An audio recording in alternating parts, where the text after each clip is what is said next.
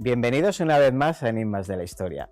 Hoy vamos a empezar el programa hablando de lo irónica y burlona que puede ser la muerte. Les voy a contar algunas de las muertes más absurdas de personajes históricos. Seguro que el nombre de Jack Daniel les resulta familiar. Pues bien, el fundador de la destilería obtuvo su grotesco destino final en 1911 tras una simple infección en el dedo gordo del pie. ¿Y cómo se la produjo? Pues aquí viene la parte absurda del asunto. Resulta que al ir a abrir su caja fuerte se olvidó de la combinación y la rabia que eso le produjo pues le llevó a dar una patada a la caja, lo que hizo que la herida que le costaría la vida por una infección pues se le abriera en el pie. Lo curioso es que si se hubiera curado la herida con su whisky, seguramente no hubiera muerto. Ahora vamos a ir con Antonio Gaudí, el arquitecto visionario que hay detrás de la Sagrada Familia. Pues bien, en el año 1926 fue atropellado por un tranvía.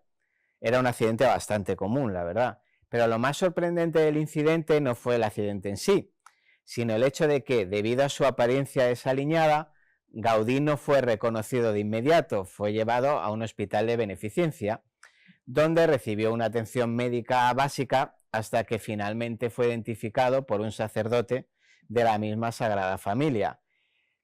Por lo cual, seguramente, en un hospital mejor preparado, o sea, en un hospital de ricos, podría haber sobrevivido a sus heridas. Para que vean que no solo los pobres tenemos mala suerte. Y como para poder morir solo necesitamos estar vivos, les voy a contar una de mis historias favoritas. La historia nos cuenta que Sancho II de Castilla no se quedó satisfecho con el reparto de territorios que le dejó en herencia a su padre, el rey Fernando I de Castilla y León. Así que se cabreó y declaró la guerra a sus hermanos en Galicia y León. Su hermana doña Urraca pues, se hizo fuerte y le plantó cara en Zamora con una dura oposición, por lo que Sancho hizo una estrategia muy de moda para estos casos y asedió la ciudad. Pero en el transcurso fue engañado por Bellido Dolfos, un noble leonés. Pues bien, este Dolfos había fingido ser un desertor del ejército de Urraca para ponerse a favor de Sancho.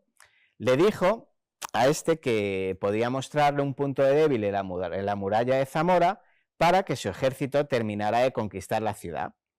En pleno reconocimiento, el 6 de octubre del año 1072, Sancho pues, tuvo que desahogar un apretón intestinal. Así que llevaba una lanza que debió dejar apoyada en algún lugar mientras él se dedicaba a hacer sus cosas, tras unos matorrales.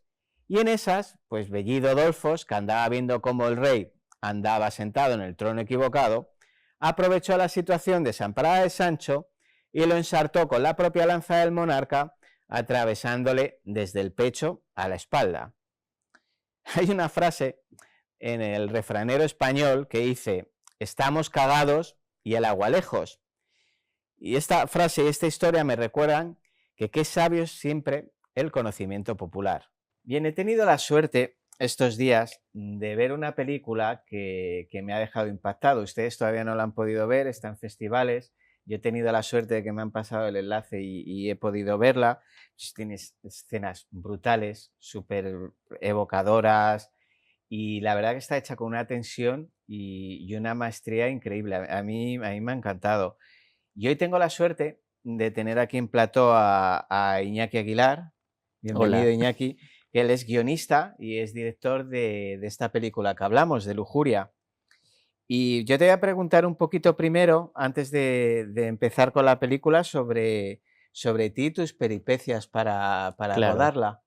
Pues mira, se rodó con un presupuesto bastante bajo. Fue financiada por una campaña de crowdfunding, el cual recaudamos 12.000 euros, ¿no? Entonces fue rodada en 10 días en el sureste de Madrid, en el Ayuntamiento de Rivas hacia Madrid, que nos dio bastantes oportunidades de rodarlo en locaciones gratuitas, también para promover un poco el turismo Sí. en el sureste de Madrid. Fue un rodaje bastante intenso. No, tiene pinta, tiene pinta. También tuvo sus aspectos paranormales, ¿Sí? como estuvimos en locaciones que tenían muchísimos años que habían sido abandonados o que estaban, Sí. ¿sabes?, no usados. Entonces tuvo sus aspectos, como digo, de miedo, ¿no? Estábamos haciendo una película de miedo. Pero fue un rodaje muy intenso, todo el equipo le dio todas las ganas, todo el elenco Está también. muy bien hecha. Sí, Se sí, ve que la sí. gente, perdón, la gente estaba muy identificada con lo que estaba Sí, haciendo. mira, y el A cartel, mí sí. la verdad que me encantó. A ver, ya habíamos hablado un poquito sobre ella y entonces sí sabía que iba a haber algo que estaba bien, pero me gustó muchísimo. Bueno, de hecho está viajando un montón la película y Así está es, siendo súper bien recibida. De hecho, ya tienes premios, sí. así que cuéntame, presume, Pues presume. claro, al día de hoy tenemos 10 selecciones internacionalmente. Las más grandes, las más destacadas, estuvimos hace 2 semanas en Sitges, Ujú. donde presentamos Lujuria en la sección Brigadún y bueno, fue recibida muy bien. Estuvimos en el periódico La Vanguardia, una columna pequeña hablando de la película.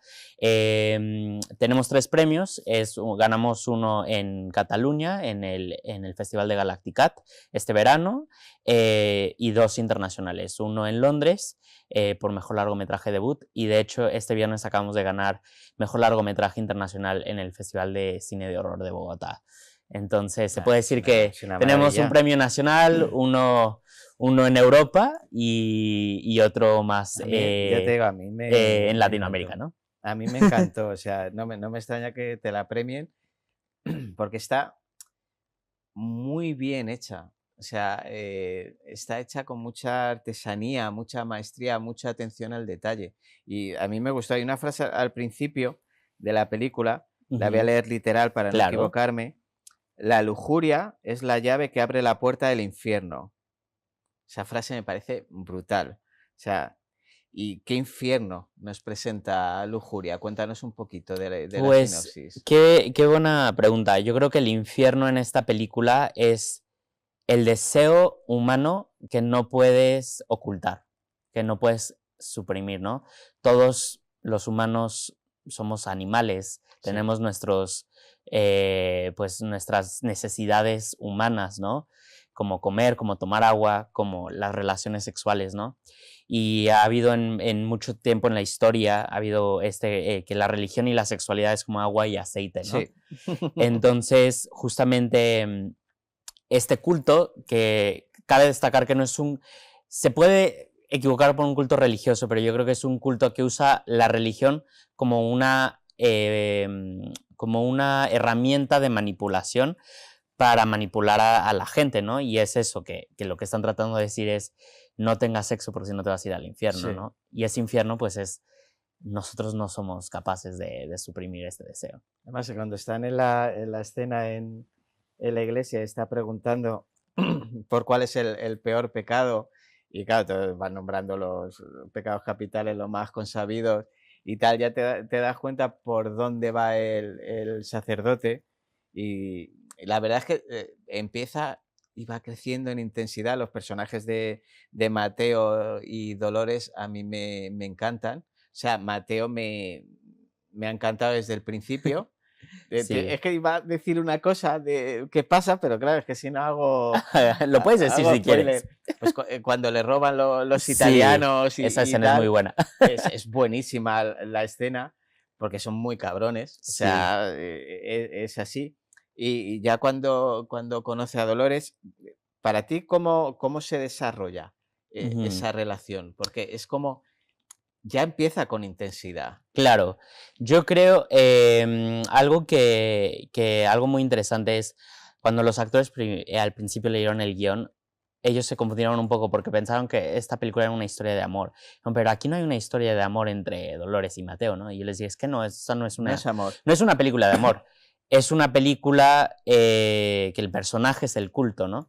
Y parte del culto es Dolores, Sí. y es esta persona que nunca ha explorado su sexualidad, y la única oportunidad que tiene para explorar esta sexualidad es cuando la mandan a expedición ¿cómo se llama? Como cuando vas a pescar a Sí. alguien, ¿no? Y ella usa esta oportunidad y quiere tener sexo porque nunca ha tenido y lo tiene, y ahí ya empieza toda la intensidad, ¿no? De hacer algo que no tiene permiso de hacer. Claro, que es lo que siempre a este grupo de personas es lo que más le atrae justo porque no lo puede hacer. Exactamente, y lo hace más fuerte. ¿Y qué inspiración has tenido detrás de la secta de la que Ujú. forma parte y de la ideología de ella? Pues muy buena pregunta. Yo, por ejemplo, desde siempre me ha interesado mucho históricamente las sectas, pero más que nada, chistosamente, esta secta me inspiró la secta de Charles Manson de los años 1900, Sí, tiene mucho rollo familia ajá, Manson. de 1960 en California, en Estados Unidos. Em, Aunque ellos no eran nada No, religiosos, era un movimiento diferente. Me inspiró mucho eso, sí, porque era pero un culto el pequeño. histrionismo del líder de la secta, del Exacto. sacerdote, sí te puede recordar un poquito a Manson. No es un David Gores, no, No, es otro tipo es más mesiánico. exacto. Ujú, Es como yo me quiero hacer sentir como un mesías ante la gente, ¿no? ujú. Y pues sí, yo creo que la inspiración más grande fue Charles Manson, totalmente. También un poco también quería, aunque esta película es un poco, no sabes muy bien qué época es, Sí, ¿sabes? sí, porque podría ser Sí. desde los años, no te iba, bueno, te iba a decir dónde se analiza la ropa, pero pueden ser de los 60 hasta ayer. Ah, exacto. Y eso es lo que yo quería hacer como director. Ujú. No quería que tuviera un cierta fecha, ¿no? En la película, pero sí tenía un poco de esa inspiración de los años 60, de Charles Manson, del terror que se vivió un poco en Hollywood. Sí, También un poco es en España, pero tampoco es así que ves el 100% que es España, sí, ¿me entiendes? sí, porque puede ser cualquier sitio Sí, del mundo, o sea, al final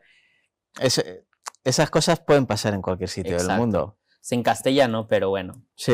se podría ver en todos lados. ¿Y cómo mantiene el personaje del sacerdote, el líder de la secta, ya iba a decir de la sexta, ya le gustaría, de la secta, ese control sobre su rebaño, digamos? O sea, ¿cómo le gustaría, Sí, cómo le ¿cómo gustaría? mantiene esa autoridad él? Vale, pues yo creo que siempre ha sido sobre la violencia, ¿no?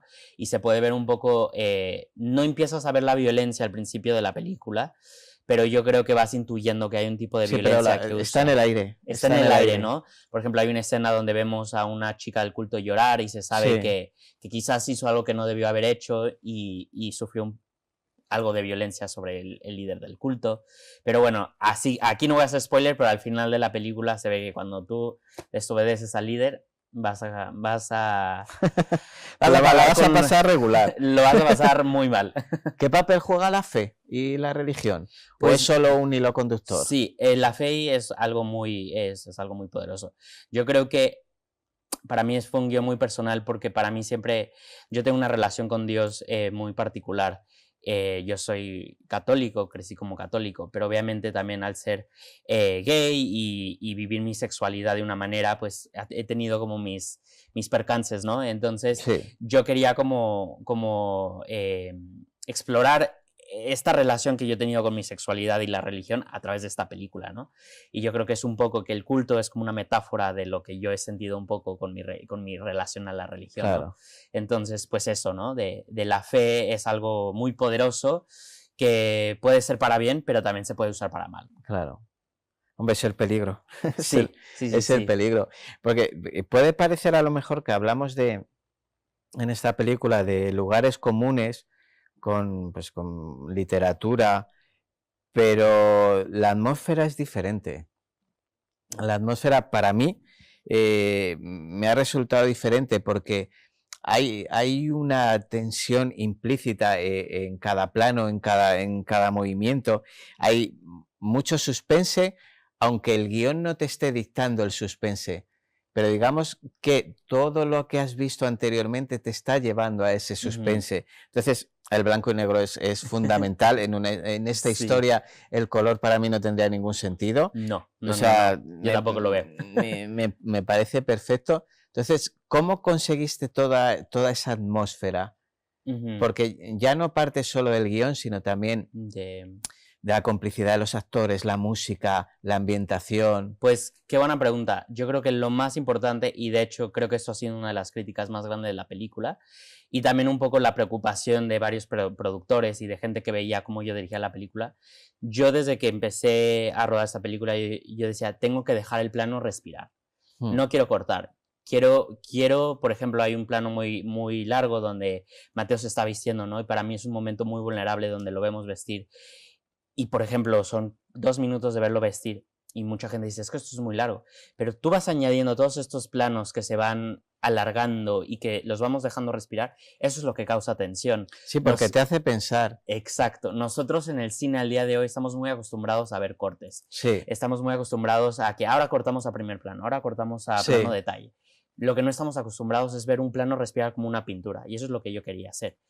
Y eso invita al espectador a causar más tensión, ¿no? claro. Sí, Entonces, porque ya estás haciendo tu cábalas sobre lo que hablamos, la fragilidad de esa persona, etcétera, etcétera, y te hace pensar y ponerte tú en alerta, ponerte tú en guardia y ponerte en tensión. exacto, Y al final es lo exacto. que te digo, son escenas muy limpias porque eh, no están forzadas. Sí. No están forzadas, es todo muy natural. Ujú. Entonces, hace que la historia sea más creíble. Sí, yo creo Mm, que eso es una observación muy interesante.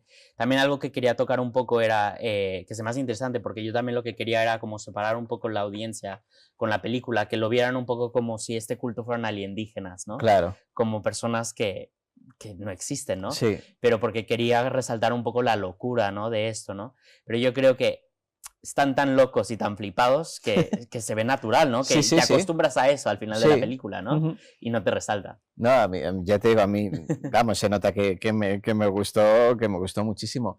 ¿Qué papel jugó el entorno? ¿Qué elegiste? ¿El entorno está aislado? ¿Es Sí, rural? es un entorno rural, está inspirado también un poco en el terror folclórico, en el cine folclórico, ¿no? Que siempre se suele hacer en granjas o Sí, en bosques, este tipo de cosas. Un poco más lo rural es un poco también un poco, pues está aislado de la sociedad, ¿no? Si te escapas no tienes a dónde ir. esa es. Entonces, eso es un poco eso, pero también un poco que cuando uno está más cerca de la naturaleza, somos más primitivos, ¿no? Y esta película se trata un poco de explorar la humanidad desde un lado primitivo, O ¿no? sea, nuestros Entonces, instintos. exactamente, ¿no? Entonces, esto no pegaría nada en una ciudad porque No, porque al final tienes otras influencias. estamos más conectados con todos mismos. Aquí es una desconexión completa. Sí. No, ya te digo, hay escenas, bueno, esta escena que está en pantalla, al final te mete en ese contexto oscuro de Ujú. la sumisión y de la dominación del líder del culto de la secta, y es solo con ver la imagen ya ves el sometimiento. Totalmente, No, ¿no? no Todas necesitas mirando hacia más. abajo, Claro, el vestuario conservador, sí, sí, sí, sí. avergonzadas de sus pensamientos, de sus propios instintos. Nada, es brutal. Hay una pregunta que te quería hacer. Al final hemos hablado que esto puede pasar en cualquier parte del mundo, está ambientada aquí en España, como podría estar ambientada en Italia, como podría estar Total. ambientada en Francia, en cualquier sitio. Pero ¿qué papel juega la cultura mexicana, tu cultura primigenia en la historia? ¿Y cómo se representa en el personaje de Mateo, que es mexicano? Exacto. Em, pues mira, yo creo que la cultura mexicana, y en especial la Latinoamérica, desde que España conquistó, ¿no? Lo que es América, trajo la religión, ¿no? Y la religión es algo muy importante en nuestra cultura. Desde niño, pues bueno, tus abuelos, tus tíos hablan de Dios, de Sí. la Virgen de Guadalupe, de los pecados, del diablo, de todo eso, ¿no? Entonces, creo que la cultura mexicana juega mucho en que yo creo que también hay mucha trauma religiosa en estos países, ¿no? Especialmente por todo lo que también la iglesia Sí. ocasionó con los pueblos indígenas y todos los asesinatos y todo. En fin, hay mucha trauma religiosa y yo quería traer esa trauma religiosa hacia esta película, aunque fue rodada aquí en España. Pero de todas formas también Mateo es una persona que está viajando el mundo, que está tratando de descubrir nuevas culturas. Se habla del Día de los Muertos, se habla también un poco de Guanajuato, todas estas tradiciones. Entonces, yo creo que más que nada la cultura mexicana sí se puede ver un poco a través del personaje de Mateo, de que está trayendo su cultura hacia un nuevo país, pero más que nada yo como director y escritor quería traer un poco esa trauma religiosa que yo he vivido en México y en Latinoamérica a un culto aquí, ¿no? Y ves que al final los instintos humanos, los defectos, las virtudes son iguales en todas las culturas. Así es, sí, Y, sí, sí. y el castigar, el pecado, es igual. Al fin del día, la religión viene desde Europa, ¿no? Y se vino y sangró a todo el mundo. Sí, Sí. la verdad que sí.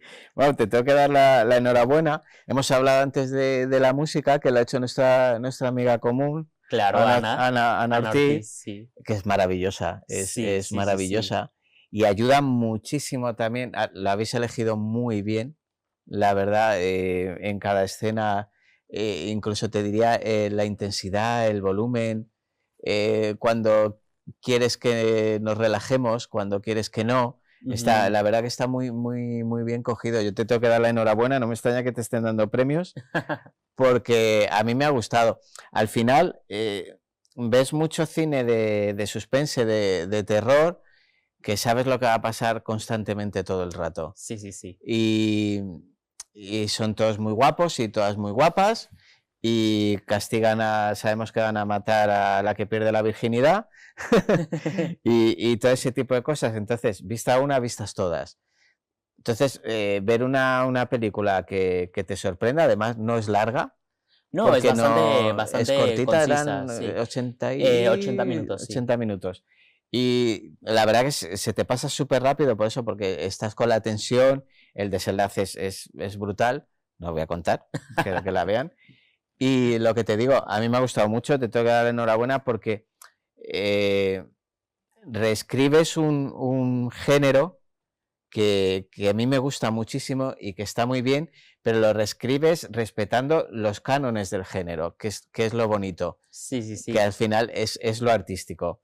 Entonces, lo que te voy a preguntar, yo tuve la suerte de poder verla, la gente cómo la va a poder ver. Pues muy buena pregunta. Ahorita apenas empezamos nuestro recorrido de festivales, llevamos yo creo que 3 meses y medio. Usualmente el recorrido de una película es de 1 año, pero nosotros queremos, por también el éxito que hemos tenido, queremos ponerla en plataforma. Ahora mismo tenemos un acuerdo con Filmin, que es la plataforma de cine independiente aquí en España y en Europa. Yo creo que estaría disponible hasta el año que entra en junio, ¿no? Ya después de haber tenido un recorrido. Pero por ahora se puede seguir viendo en festivales y bueno, ya anunciaremos nuevas selecciones en nuestro Instagram, que es Lujuria Film. Sí, de hecho tiene redes sociales, lo pondremos aquí. Claro, Lujuria Film, donde iremos también viajando por España, ojalá, y donde más gente la podrá ir porque viendo. Además merece muchísimo la pena. Yo ya te digo, te doy la enhorabuena porque, a ver, yo recibo muchas cosas de mucha gente, contesto a todo el mundo porque tengo esa buena costumbre que todo el mundo que hace el esfuerzo de dirigirse a ti, de decirme de libros, de mil cosas. Y me habló Ana y le dije, a mí me sonaba que había escuchado algo. Ajá. Entonces me habló Ana y dije, a mí me suena lo que me estás diciendo. Y ya cuando hablamos, dije, pues sí, quiero verlo, me interesa. Sí. Y ya cuando la vi, dije, no me extraña que le vaya tan bien. O sea, no me sorprende. Y vamos, yo te deseo todos los éxitos porque talento tienes de sobra, la verdad que sí. Y además te la has currado para hacerla, que, sí, es lo más, que es lo más difícil. Total. Y si ya el éxito de esta te hace entrar en un circuito de productores y que seguramente es lo que te va a pasar y es lo que te deseo. Vamos, yo haber tenido el privilegio de haberte tenido aquí, de haberla presentado, de haber charlado sobre ella, eso ya no me lo quita nadie. Claro. Y yo súper emocionado de leer tu libro y de que tú me comentas de que también explora un poco las mismas temáticas que esta película y ver un poco qué podemos adaptar cinematográficamente. Bueno, yo encantado, ya lo sabes. Además que yo siempre he escrito de una manera muy visual, no me quiero hablar de mí porque estamos aquí contigo, no, claro, pero te va a parecer muy, muy visual. Y porque al final nosotros hemos leído mucho, pero somos una generación criada por la tele. Exacto. Creada por la televisión y los cómics, entonces somos muy visuales. Totalmente. Sí tenemos mucha literatura detrás, pero es cierto que la inmediatez nos la daba la tele y el cómic, que era más rápido, más consumible, entonces toda esa influencia te entraba más, entonces al final pues somos dignos herederos de esa generación, con lo cual, ya te digo, es muy visual. Ojalá te guste alguno y me digas, venga, claro vamos, que sí, pues vamos cuando con esto. Lo lea, te aviso. Perfecto. Pues Iñaki, muchísimas gracias. No sé si se nos ha quedado algo que decir en el tintero. No, las redes sociales, cuándo va a salir. Y ya les digo que no le pierdan la pista porque lo van a ver en cines grandes muy, muy prontito. Vamos, que antes que produzcas aquí en Europa un poquito antes de dar el salto a Hollywood. Ojalá un día. Muchísimas gracias, Iñaki Muchas Aguilar. Gracias. Lujuria, gracias. peliculón. Y nada, pues muchísimas gracias. Espero verte prontito. Claro que sí. Muchísimas gracias. Bueno, pues voy a aprovechar que están ustedes viendo el programa para hacerme un poquito de autobombo. Este es mi nuevo libro, mi nuevo Hijo de Papel, mi segunda novela. Se llama El archivero de Valverit, historia de pecadores y castigos. Y es una colección de cuentos de terror narrados con muy mala leche, bastante ironía y bastantes pecadores y castigos, como dice en el título. Así que yo les recomiendo que me hagan ustedes rico y lo compren. ¿Y dónde lo pueden comprar? Pues muy fácil, lo tienen pues en la web de la editorial Esqueleto Negro o en Amazon, o directamente me pueden escribir a mí por redes sociales y yo se lo dedico con mucho cariño. Ya les digo, El archivero de Valverit son cuentos prácticamente traídos desde el infierno y, como les he dicho, con muchísima mala leche, pero deseando que les gusten, les entretengan y les dé un poquito de miedo.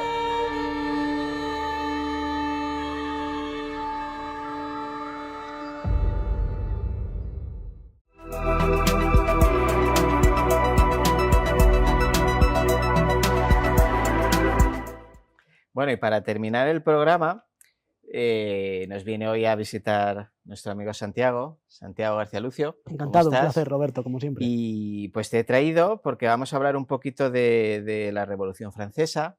Eso es. Que ya sabes que es un tema que a mí me chifla y me gusta hablarlo contigo.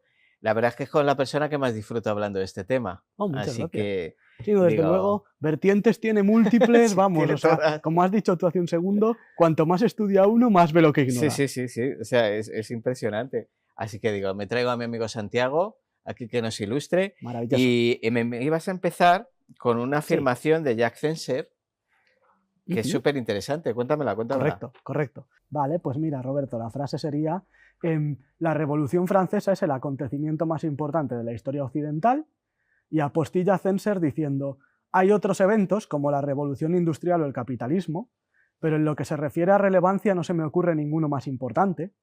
Y la verdad, esta frase fue la que me hizo meterme en una biblioteca a la edad de 18 o 19 años y empezar a estudiar el acontecimiento. Porque claro, en el colegio, en la carrera, la universidad, te lo dan muy por encima, obviamente no te citan nada de esto, te lo dan como otro acontecimiento histórico más. Sí. Y claro, tú lees esta frase de un historiador consumado y dices: ¿qué fue realmente la Revolución Francesa? O sea, ¿realmente fue un acontecimiento histórico más o hay mucho más detrás? Ay, ¿a ti te lo parece? Correcto, efectivamente. Y ahí viene mi primera pregunta, que es ¿por qué te lo parece?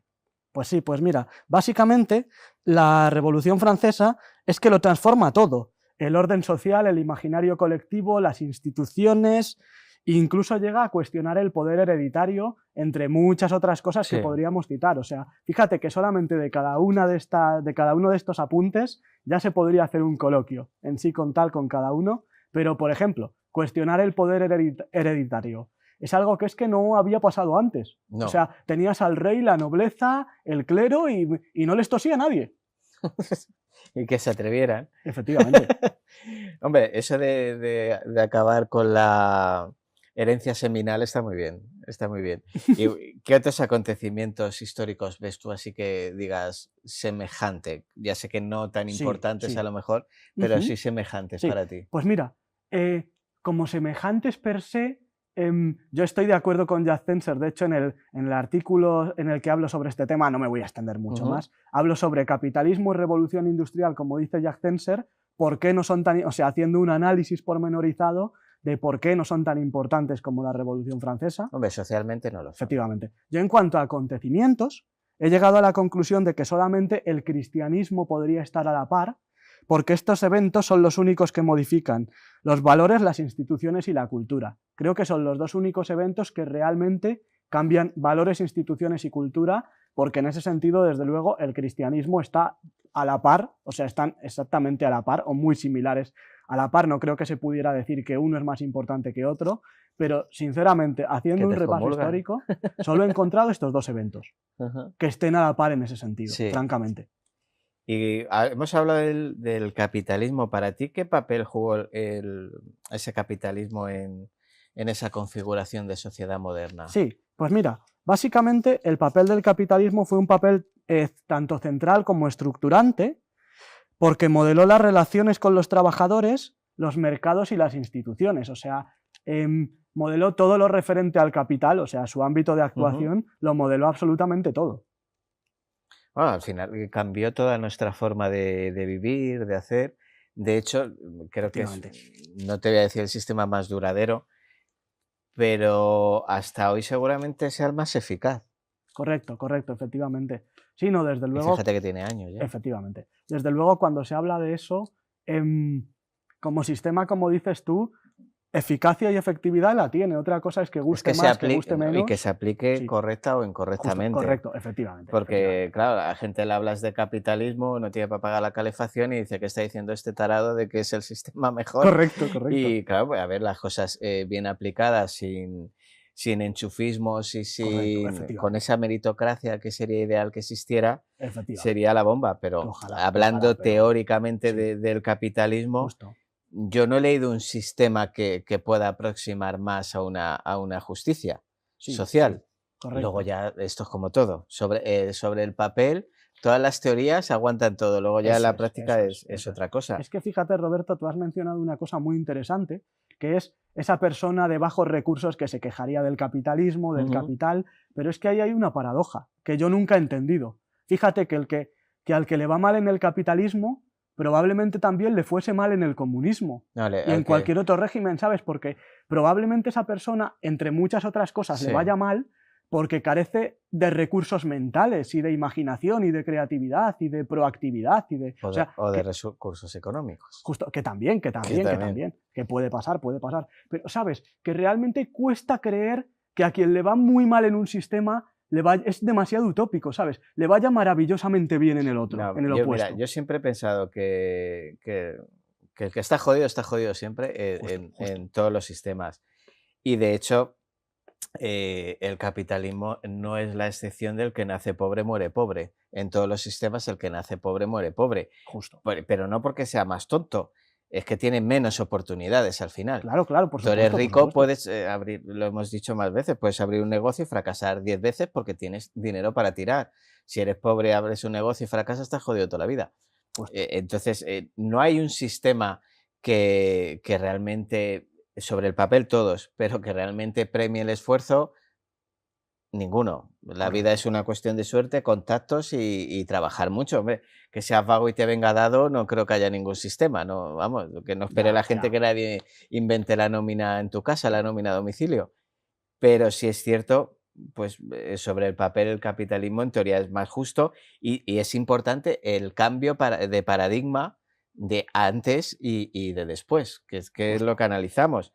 Y de ahí volvemos a la Revolución Francesa, porque para ti, ¿qué es lo que la hace tan revolucionaria y tan Sí. transformadora de la Pues sociedad? mira, concretamente yo me remitiría a su simultaneidad, porque fíjate que realmente en esto ni siquiera creo que el cristianismo francamente sea comparable. Fíjate que la simultaneidad de la Revolución Francesa es que es, como yo digo en mi artículo, fíjate qué palabras más grandes, un acontecimiento total, porque lo cambia todo. O sea, dime tú dónde has visto un evento que cambie en simultáneo la religión, la administración, la política y la prensa, entre muchas otras cosas. O sea, la geografía, por ejemplo, en Francia también la cambió, Sí. que a eso le dedicamos un episodio en Tiempos Convulsos solamente a cómo queda el mapeado francés antes de la Revolución y después. O sea, Después. nada que ver, No, en absolutamente absoluto. nada que ver. Pues eso, que contestando a tu pregunta, yo diría que por la simultaneidad. O sea, es que no hay un solo evento histórico que produzca cambios en 4, 5, 6, 7 esferas al mismo tiempo. No, es un viraje histórico brutal. Justo. ¿Y cómo, para ti, cómo impactó? Yo sé que la pregunta es muy larga, intenta hacérmelo corto porque Sí, es sí, que sí, sí, sí. al final te pregunto mucho, pero para Sí. ti, ¿cómo impactó la Revolución Francesa en la política, en la sociedad, en la cultura? ¿Qué cambios ves tú que digas, "Buah, esto fue brutal"? Sí, sí. Pues mira, se podrían citar, como dices tú, muchísimas cosas, pero por sintetizarlo a lo que para mí sería lo más importante, serían, por ejemplo, la soberanía popular, la introducción de la soberanía popular, el desplazamiento de los privilegios, como dices tú, el intento de esa meritocracia, Ujú. y luego, por ejemplo, el hecho de empezar a tratar a las personas como ciudadanos, de que se introduzca el término ciudadano. Efectivamente eso ya habla de que se intenta que no haya ciudadanos de primera ni de segunda. Aunque los haya, pero es que, porque claro, la gente no nos escucha hablar, claro, nosotros hablamos desde un contexto histórico, Sí, no, correcto. no real, la vida es la que es y ya está, Sí, no, claro, claro. pero sería bastante peor, Justo. sería bastante peor. Sí, sí, desde luego. A ver, como dices tú, y en eso tienes toda la razón, y podría dar para otro coloquio interesante, la meritocracia, mira, yo lo hablaba con conocidos, con amigos hace poco. ¿Realmente existe la meritocracia? Y si, o sea, como dices tú, el papel lo aguanta todo, pero si nos ponemos más prácticos que teóricos, incluso cuesta verla. Sí. O sea, per se como tal. Yo, a ver, pasé mi época joven de creer en fantasías Ujú. y sí pensaba y creía en la meritocracia, pero luego te das cuenta que no. Conozco gente muy válida que no llega a ningún sitio, conozco gente muy torpe que triunfa. Pues, y ya no te hablo por cuestión de nepotismo, sino te hablo por cuestión de suerte, de estar en el momento, en el lugar adecuado en que se necesita algo y coincide contigo. Justo. Y a lo mejor esa persona no se lo ha trabajado ni la mitad ni preparado la mitad que otra persona a la que nunca le llega. Correcto, correcto. Pero sí comparto que un gran porcentaje de la gente que tiene éxito ha trabajado para ello. Correcto, Lo que efectivamente. no comparto es que todo el que trabaja tiene éxito. Correcto, correcto, efectivamente. Si es que además tienes tu razón, habría que cambiar muchísimas cosas, porque para empezar, ¿cómo va a haber meritocracia si todo el mundo va enchufando a su padre, a su tío, a su primo, al hermano de mi Pero hermano, es que es que está sin perfectamente trabajo? comprensible y humano, No, no, claro, claro, porque claro, todos lo haríamos.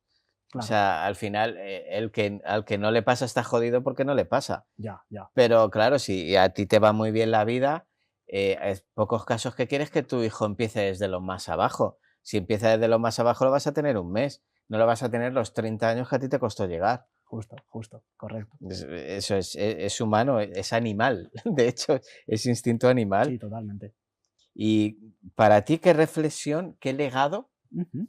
ha dejado la Revolución Sí, Francesa? pues mira, para mí la Revolución Francesa básicamente nos deja un legado vivo, o sea, literalmente un legado vivo, aún hoy, porque se trasluce tanto en nuestras instituciones como en nuestro vocabulario. Fíjate qué cosas más importantes, nuestras instituciones y nuestro vocabulario. O sea, básicamente la Revolución Francesa es nuestro pasado y nuestro presente realmente. De Sí, hecho, hay un porque libro la incluso gente se de... piensa que es que Sí. solo afecta a Francia. Correcto, efectivamente, efectivamente. De hecho, hay un libro de un teórico que me parece sublime, que se llama Michael Peronet, Ujú. que se llama, fíjate, Vocabulario de la Revolución Francesa, y es un libro que solo se compone de términos salidos de la Revolución Francesa. O sea, tú imagínate ese impacto como un diccionario solo dedicado a la Revolución Francesa. Tú imagínate. Tenemos nosotros muchos vocablos, así que te venga a la cabeza. Pues básicamente vocablos salidos per se... Aparte de no pierdas la cabeza. Habría que investigarlo más, el vocabulario per se como tal que heredamos de allí, pero básicamente, por ejemplo, la parte política. Todas nuestras instituciones proceden de allí. El cómo entendemos la política procede de allí. Claro. O sea, sí, el vocabulario sería objeto de un estudio más profundo, claro, pero, por ejemplo, las instituciones es obvio, es mucho más obvio. Además es que es eso, hablamos de cuando lo estudias en el colegio. Qué aburrido. ¿Qué me importan a mí los franceses? ¿No? Es que también cambió tu vida. Justo. Cambió tu vida. Mucho más tarde. Correcto. Que ahí podíamos discutir si hubiera sido bueno que se hubieran quedado aquí los franceses si hubiera ganado Napoleón, que esa es otra. Yo tengo un amigo que es historiador, ¿sí? Que dice, si es que se tenían que haber quedado, es que teníamos que haber perdido, no teníamos que haber dejado que volviera Fernando VII. Joder, pues oye, es que es verdad que en general, y ya sin, como dices tú, los historiadores tenemos siempre que intentar la objetividad, ¿no? Sin particularizar y sin partidismos varios. Sí, sin es que es verdad que, es verdad que lo que tenemos aquí en España, en todos los terrenos, me da igual, sí. Es como para pensárselo. Sí, no, la verdad que sí. Y quería yo saber, la Ilustración, ¿qué papel jugó la Ilustración en la Revolución Francesa? Pues mira, básicamente la Ilustración, esto es Vox Populi, esto ya no es descubrir América, pero desde luego la Ilustración jugó un papel clave por el discurso crítico que articuló y por cuestionar la autoridad y sobre todo por democratizar el saber. Eso es, yo creo, que lo más importante que trae la Ilustración. Como dice la teórica Sara Maza, que habla sobre este tema, es que es verdad que hasta que llega la Ilustración, el saber y el conocimiento lo dominaban unos pocos, lo dominaban literalmente 4 personas, la Iglesia, los nobles, los reyes ni siquiera muchas veces, o sea, no les hacía falta. Pero sobre todo prácticamente la Iglesia, y el resto de la gente es que no tenía acceso al saber, ni al conocimiento, ni a la cultura, ni a nada. Es que es increíble. Claro que, pues, gente como yo no hubiera tenido posibilidad de conocimiento. No, ni tú, ni yo, ni... Porque no vengo de la nobleza. Bueno, yo seguramente me hubiera hecho cura. Hubiera entrado en la iglesia. Porque comías y encima aprendías. Justo. Entonces, fíjate, eso que dices... No, ni tú. Yo creo que ni tú ni nadie, fíjate, porque según un historiador contemporáneo que se llama David Jordan, concretamente dice en unos cálculos que él hace que el tercer estado era el 98% de la población francesa. O sea, fíjate, quedaba un 2% que podía acceder a la cultura, al conocimiento, a un 2%. Tú imagínate lo que es eso. Y es que en términos históricos no hace tanto, fue en 1789. Correcto. Correcto. Siempre me acuerdo por 1789.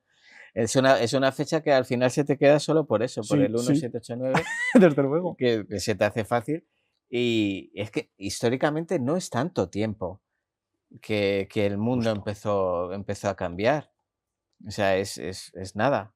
Justo. Lo que le hace más maravilloso, pues nosotros pensamos que es que llevamos 500 años ya viviendo más o menos y no.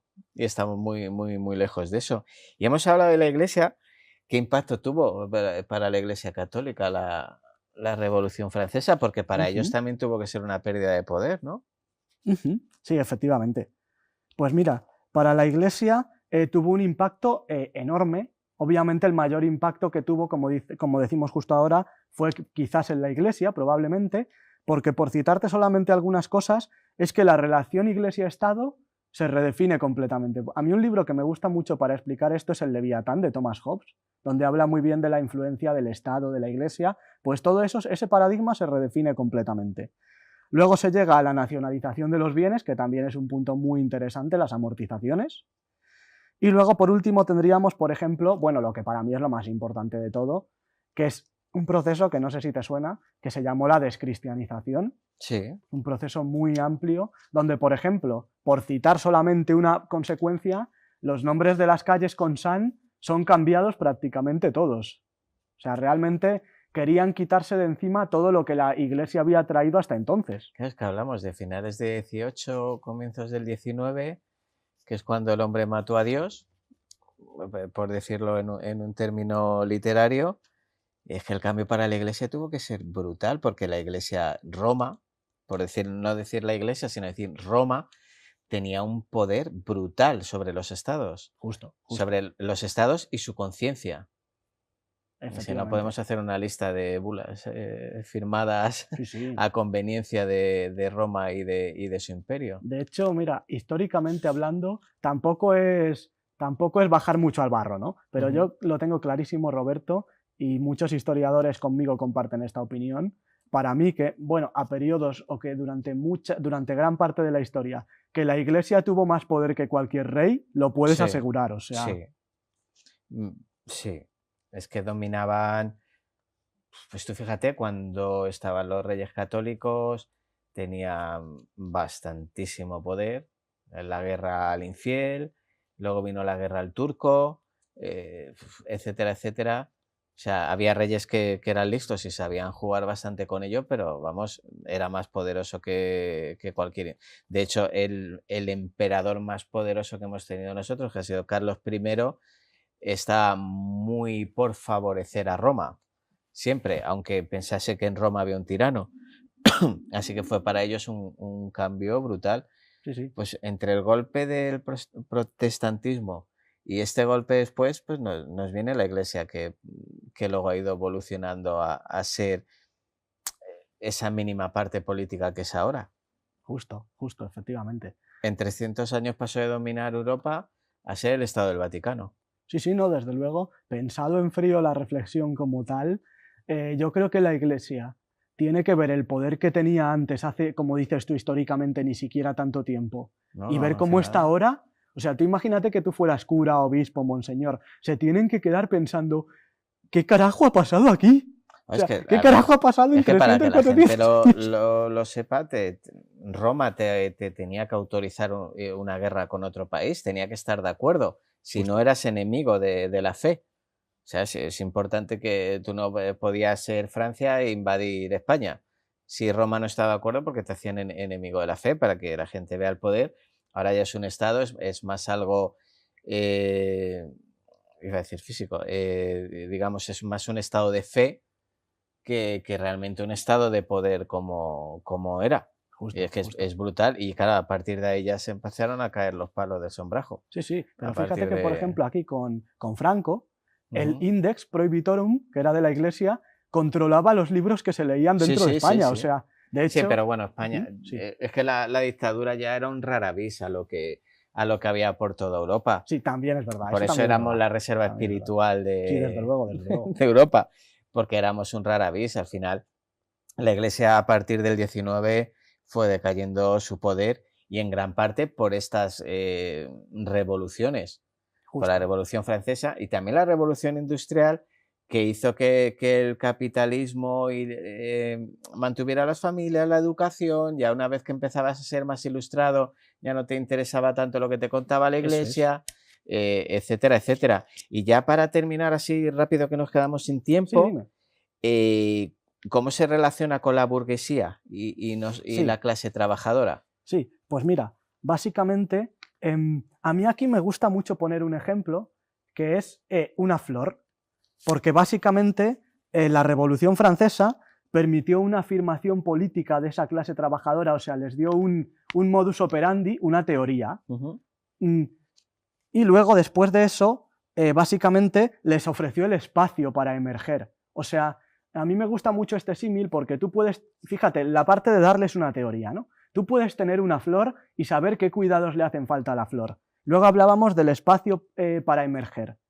Tú a esa flor tienes que ponerla en un vasito con agua, con abono, Ujú. o sea, tienes que darle tanto la parte teórica como la parte práctica. Y básicamente, pues esa es mi respuesta con este símil con la florecita. A esa clase burguesa la Revolución Francesa les dio todo, les dio tanto la teoría de los conocimientos necesarios del suelo como el abono y el agua. O sea, y la parte teórica y la parte práctica. Vaya suerte que germinó. Efectivamente, efectivamente. Muchísimas gracias, Santiago. Siempre es un placer A vosotros. hablar contigo, porque además me resuelves todas las dudas que me surgen sobre estos temas. Y nada, pues agradecerte una vez más que estés aquí. Un placer. Y ya trataremos más cosas en el futuro, seguro, seguro. Así que muchísimas gracias. A vosotros, Roberto. Y nada, nos vemos muy prontito. Muchas Perfecto. gracias. Un placer. Bueno, pues después de despedir al amigo Santiago y toda la historia de la Revolución Francesa, todo lo que había detrás, pues ya se nos acaba el programa de hoy. Me toca descubrir quién dijo la frase que planteé la semana pasada. La frase era: un día sin sonrisas, un día perdido. La frase era del gran Charles Chaplin. Le digo, así que sonrían, que están a tiempo de no perder ni fastidiarse el día. Y esta semana, la frase que si quieren nos pueden contestar por las redes sociales es una de mis citas favoritas. La vida es lo que pasa mientras estás ocupado haciendo otros planes.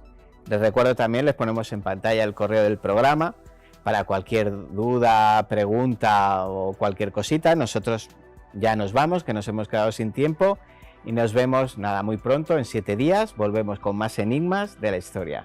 Muchas gracias.